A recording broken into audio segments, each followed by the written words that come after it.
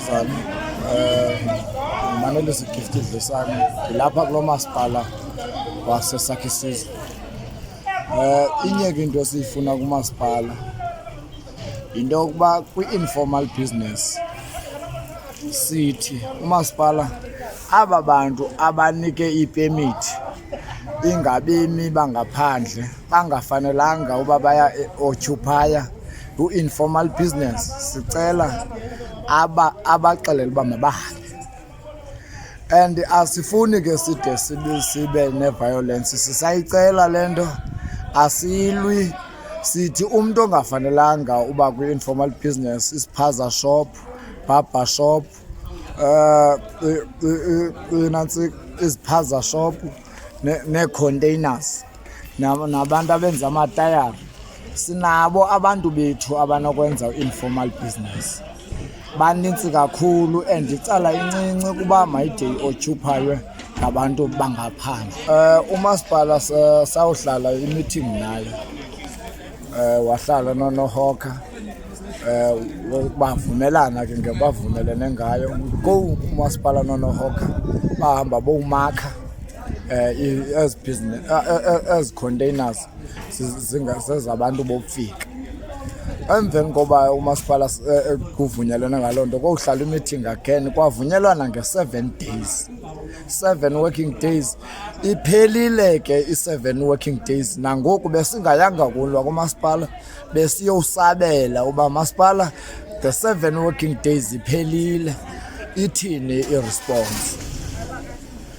Kukho ileta ke ethunyelweyo konoHawker uba umasipala ubanika i-14 working days uba baremove izitendi zabo apha ngaphakathi edolophini. iWest ke ngabantu bethu balapha eSouth Africa aba kuthiwa mabamuve edolophini. Enkosi.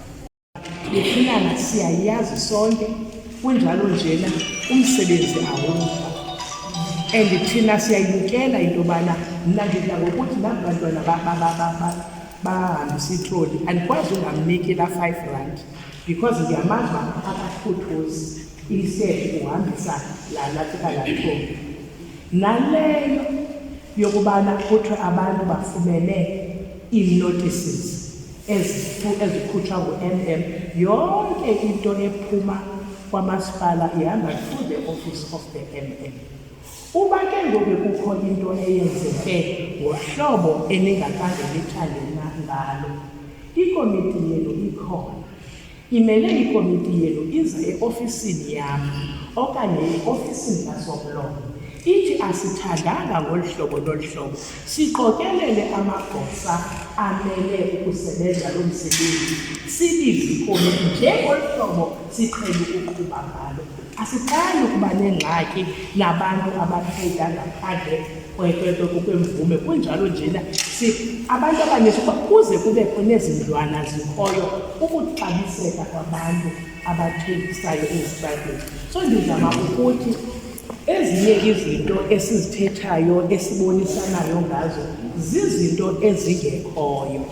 Ufumanisa into yobana xa kufuneke kuthiwe upholoshe unempondo, upholoshe unomsila, uvela undibone nawe ndiyile nto kuthiwa ndiyiyo, ungakhange uze kum uzojonga into yobana ingaba lo msila ngowakho nyhani, ingaba ezi mpondo zezakho nyhani. So in short, I'm trying to say ndivile kunjalo nje ukuba ungaphinde kuthiwa ndifumaneka anytime uzifuna, makuyiwe eofisini yam ngabantu abaphetheyo batsho into yobana umenda uzawufumaneka xesha lini na, uzawunikwa. Umzekelo namhlanje ngo-8 bendine-appointment nabanye abantu abanento yokwenza nekomiti yesikolo, but I told them bakuvaliwe kwamasipala ngo-8 andizokwazi, and iWest ngomso ndile iprogram endinayo ekhoyo.